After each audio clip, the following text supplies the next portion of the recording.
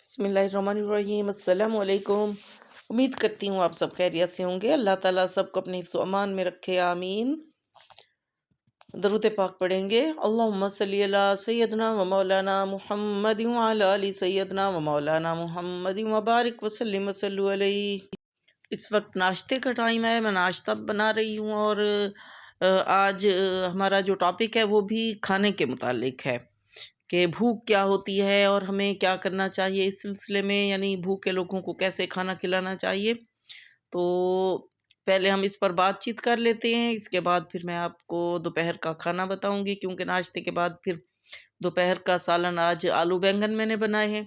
और फिर खाना खा के तो मेरी क्लास का टाइम हो जाता है, फिर मैं EMB क्लास के लिए गई थी, तो ये सब कुछ मैं आपको बताऊंगी आगे।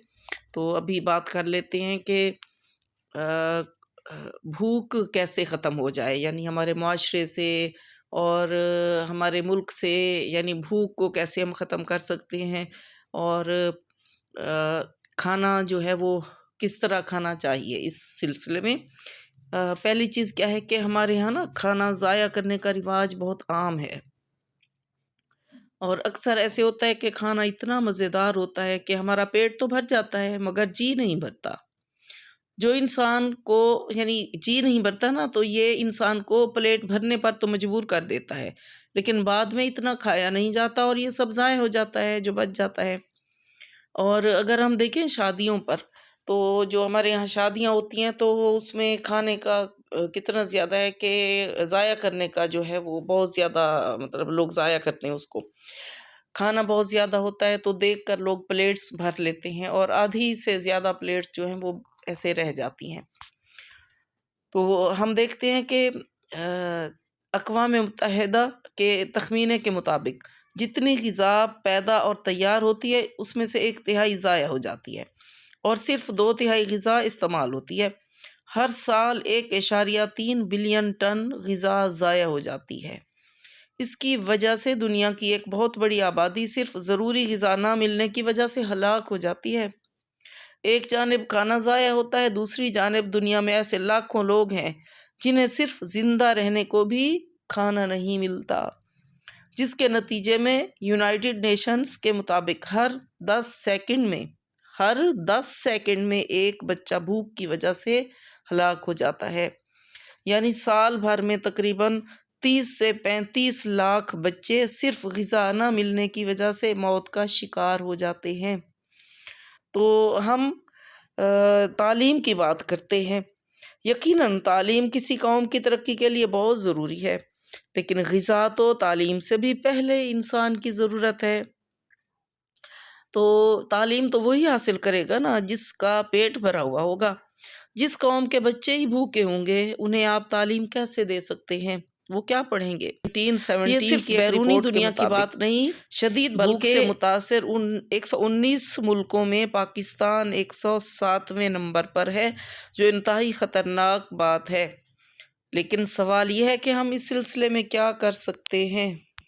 इस सिलसिले में दुनिया भर की हुकूमतों को ये तरगीब दी जाती है कि वो अपने मुल्क में ऐसे इक़दामात करें कि कोई भी फ़र्द भूखा ना रहे, और ये हुकूमत का काम है।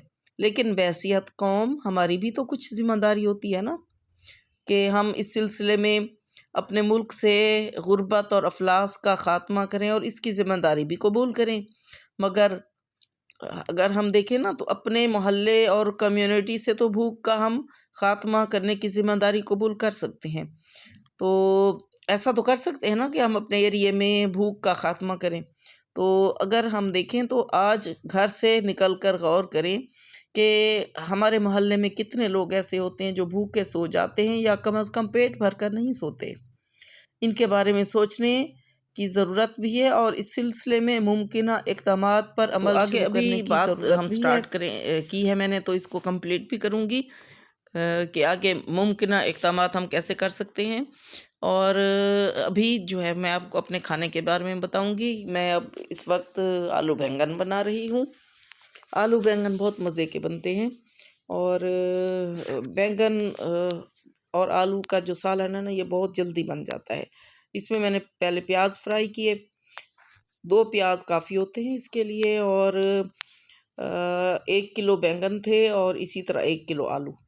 تو ٹماٹر 2 ٹماٹر میں نے ڈالے، 5-6 سبز مرچیں کاٹ کے ڈالی ہیں، اور 2-3 لہسن کی پلیاں میں لازمی ڈالتی ہوتی ہوں کھانے میں، تاکہ اس کا ٹیسٹ بہت مزے کا آتا ہے۔ اسی طرح نمک مرچیں ڈالتی ہوں، اور زیادہ مسالے نہیں ڈالتے ہوتے سبزی میں، اس طرح کی سبزی میں۔ تو یہ ڈال کے تو پھر بینگن بھی آلو بھی دونوں کو ہم اکٹھے ڈال لیتے ہوتے ہیں۔ دیکھیں پہلے میں نے آلو ڈالیں، کیونکہ آلو تھوڑا دیر سے گلتے ہیں، بینگن بہت جلدی گل جاتے ہیں۔ تو اس کے بعد فوراً ہی یعنی بینگن ڈال دیے، تو اس کو مکس کر دیا، مکس کر کے تو چونکہ 2 ٹماٹر تھے اس میں پہلے ہی موجود، میں نے اس میں دہی بھی ڈالی تھی، تو دہی اگر آپ کے پاس ہے تو آپ دہی ڈال سکتے ہیں، اور اگر دہی نہ بھی ہو تو 1 ٹماٹر آپ اور ڈال لیا کریں۔ مجھے ٹماٹر کم لگے تھے نا، تو میں نے ٹماٹر ڈالے۔ میں اس میں پانی نہیں ڈالتی ہوتی، جب آلو بینگن کا سالن میں بناتی ہوں نا تو پانی نہیں ڈالتی، ورنہ ان کا رنگ بلیک ہو جاتا ہے، کالا ہو جاتا ہے، ابھی بھی ہو جاتا ہے، چینج ہو جاتا ہے لیکن کالا نہیں ہوتا، کیونکہ یہ ٹماٹروں والے پانی میں ہی گل جاتے ہیں۔ ٹماٹر زیادہ ڈالنے چاہیے، آپ کے گھر میں اگر 3-4 ٹماٹر ہیں یا زیادہ ہیں تو آپ جتنا ڈالیں گے ٹماٹر نا اتنے اچھے اور جلدی بنیں گے، اور ہلکی آنچ پہ اس کو دم لگا کے میں چھوڑ دیتی ہوتی ہوں۔ تو اس طرح سالن ہمارا بن جاتا ہے، بہت مزے کا سالن، یہ بھی بہت مزے کا سالن بنا ہے۔ تو اس کو مکس اپ کر کے تو میں نے پھر ڈھکن لگا دیا، اور یہ دم میں ہی گل گئے۔ ٹھیک ہے، یہ تو تھی میری آج کی ریسیپی۔ تو اس کو روٹی کے ساتھ کھاتے ہیں، نان کے ساتھ اتنے اچھے نہیں لگتے، یہ روٹی کے ساتھ کھانے والی چیز ہے۔ تو اب میں آگے سے بات کروں گی، جو ہم بات اپنی کر رہے تھے نا اسے مکمل کروں گی۔ مولانا اصغر حسین کا قصہ مشہور ہے کہ جب وہ کھانے سے فارغ ہوتے تو دسترخوان پر پڑی ہوئی چیزوں کو 4 حصوں میں تقسیم کرتے۔ ایک بوٹیوں کے ذرات، دوسرا ایسی ہڈیاں جن پر کچھ بوٹی لگی ہوئی ہوتی، تیسرا روٹی کے ٹکڑے، اور چوتھا روٹی کے باریک ذرات۔ اس کے بعد ان چاروں کے لیے مخصوص جگہیں تھیں۔ وہ فرماتے تھے کہ بوٹیاں بلی کے لیے ہیں، بوٹی لگی ہڈیاں کتوں کے لیے ہیں، اور روٹی کے ٹکڑے پرندوں، چیل، کووں وغیرہ کے لیے ہیں، جبکہ روٹی کے باریک ذرات چیونٹیوں کی غذا ہیں۔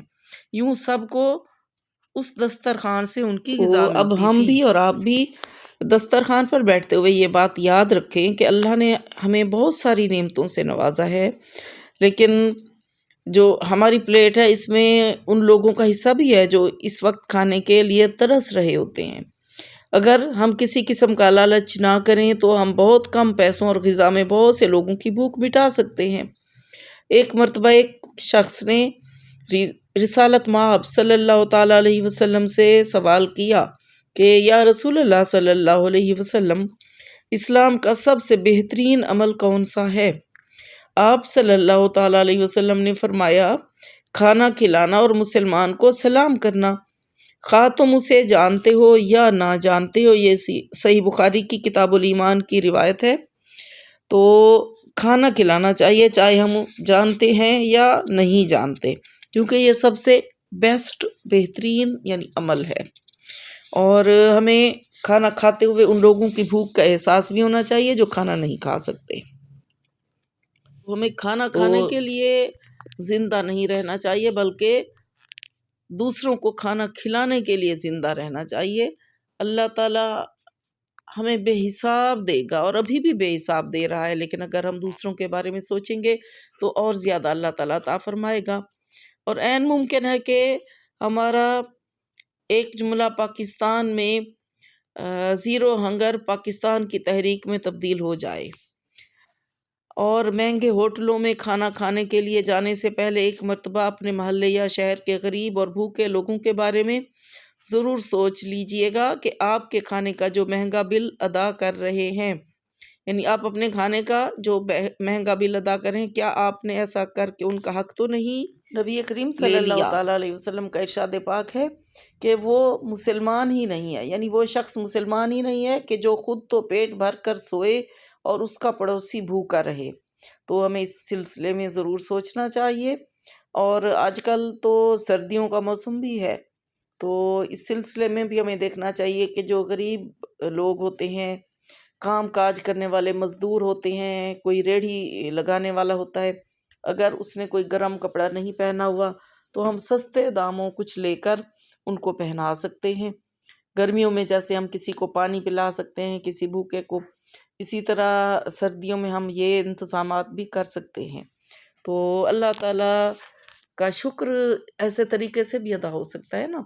تو اللہ تعالیٰ کا شکر ادا کرنے کی ضرورت ہے کہ اس نے ہمیں بے شمار نعمتیں عطا فرمائی ہیں، اور شکر ادا کریں گے تو اللہ تعالیٰ ہمیں اور زیادہ دے گا۔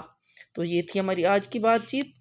اس وقت میں کلاس کے لیے جا رہی ہوں۔ آپ نے دیکھا ہے شروع سے ہی میں نے ویڈیو تو لگا دی تھی، لیکن آڈیو میں نے جیسے ہے کہ آپ کو بات بتائی ہے کہ بھوک کے بارے میں، بھوک کے لوگوں کے بارے میں، کہ ہم کیا اقدامات کر سکتے ہیں۔ تو اس وقت ہم کلاس میں بیٹھے ہوئے ہیں، میری کلاس ہو رہی ہے، تو اس کی ویڈیو ہے۔ اور پھر کلاس کے فوراً بعد شام ہو جاتی ہے، مغرب ہو جاتی ہے واپسی پہ۔ تو بعض اوقات تو میں نماز پڑھ کے نکلتی ہوں، اگر ٹیسٹ میں لے لوں تو پھر اتنی دیر میں نماز ادا کر لیتی ہوں، اتنی دیر میں وہ لوگ ٹیسٹ دیتے ہیں، کیونکہ ان کے گھر وہیں پر ہوتے ہیں پاس پاس، اور میرا گھر تھوڑا دور ہوتا ہے، مجھے بیریا ٹاؤن آنا پڑتا ہے۔ تو اس وقت میں واپس آ رہی ہوں، اندھیرا بھی ہو گیا ہے، اور پھر بعض اوقات میں پھر گھر آ کر بھی نماز ادا کر لیتی ہوتی ہوں، تو فوراً آ کے پھر نماز ادا کرنی ہوتی ہے۔ تو یہ میرا واپسی کا سفر ہے، یہ میری آج کی ویڈیو بھی ہے۔ تو اللہ تعالیٰ سے دعا ہے کہ اللہ تعالیٰ ہمیں دینے والوں میں شامل رکھے، ہمیشہ دینے والوں میں شامل رکھے، اور بھوکوں کو کھانا کھلانے والوں میں شامل رکھے۔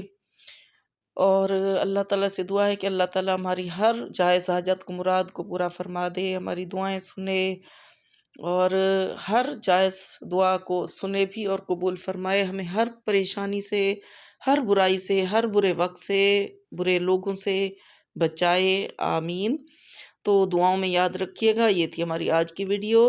اچھی لگے تو چینل کو سبسکرائب کر لیجئے گا، اور ویڈیو کو لائک بھی کر دیں گے تو اچھا لگے گا، مجھے اچھا لگے گا، اور کومنٹ بھی کر لیا کریں، کوئی اپنی تجویز بھی دے دیا کریں کہ آپ کو کس طرح کی ویڈیوز چاہیے۔ میں نے ہر طرح کی اس چینل پر ویڈیوز بنائی ہیں، تو کیسی آپ کو اچھی لگتی ہیں۔ تو پھر ملیں گے نئی بات چیت کے ساتھ، نئی ویڈیو کے ساتھ انشاءاللہ تعالی۔ اللہ حافظ۔